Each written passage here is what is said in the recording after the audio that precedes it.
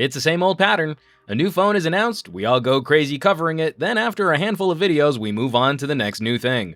How a phone ages is just as important as that initial experience. So let's do something about this. 7 months after its launch, how has the smaller Google phone held up to the competition? I'm Juan Carlos Bagnell for Pocketnow, and here's our Nexus 5X after the buzz.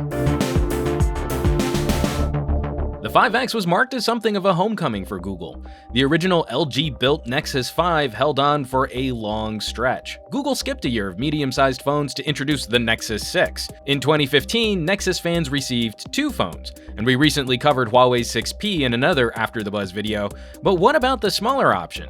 The 5X holds on to more of the philosophy we came to expect from earlier Nexus phones: competitive processor specs for a lower price. Years ago, this was novel, it was fresh. But recently, this has become an intense tier of smartphone competition. The bar has been raised on these budget flagships. Looking at this simple plastic shell, it feels fine in the hand, and the two-tone approach here resembles 2/3 of an Oreo cookie. It's as plain as it is inoffensive, though button feel and tactile response is rather poor. The LCD here is a respectable performer, and 1080p resolution is perfectly adequate for covering daily smartphone use. And the always-on fingerprint sensor makes for fast unlocking, though some of the glance-style screen options still seem inconsistently implemented by Google. Performance is unsurprising, and the Qualcomm 808 chipset here is a well-known entity. Sliding through the UI remains snappy and quick, but this won't blow people away as a gaming platform. Now, Google made a lot of noise about improving the camera on this generation of Nexus phones.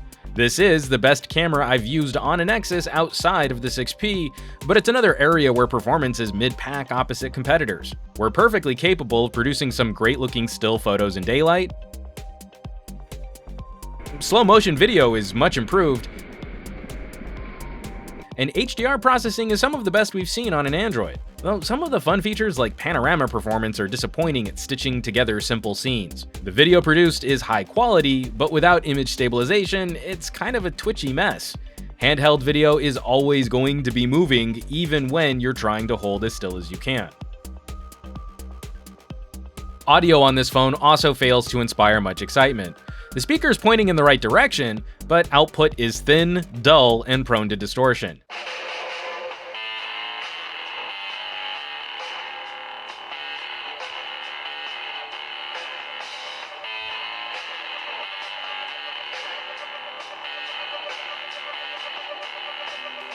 And this headphone amp is also one of the weakest we've ever tested, and it's still prone to distorting at full volume.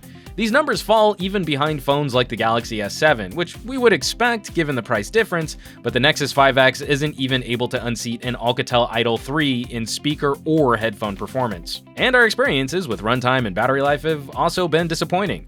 Running a media test streaming 30 minutes of HD video over Wi-Fi at 50% brightness, the Nexus drained 9% of its battery, putting it far behind most of the flagships we've tested this year.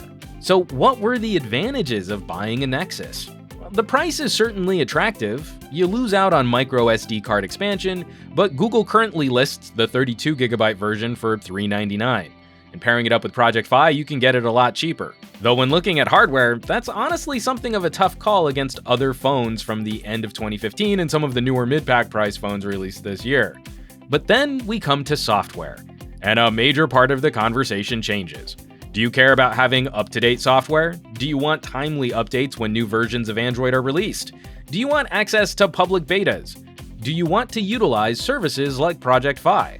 This hardware might be plain and inoffensive, but software is king here. Clean, sleek, and updated faster than any of Google's manufacturing partners.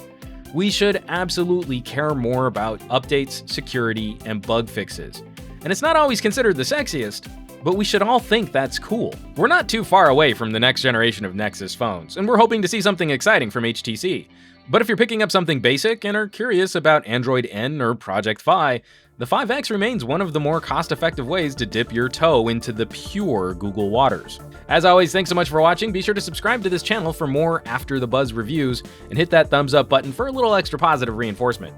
For Pocketnow, I'm Juan Carlos Bagnell. You can chat me up on Twitter and Instagram as Some Gadget Guy, and I will catch you all on the next review.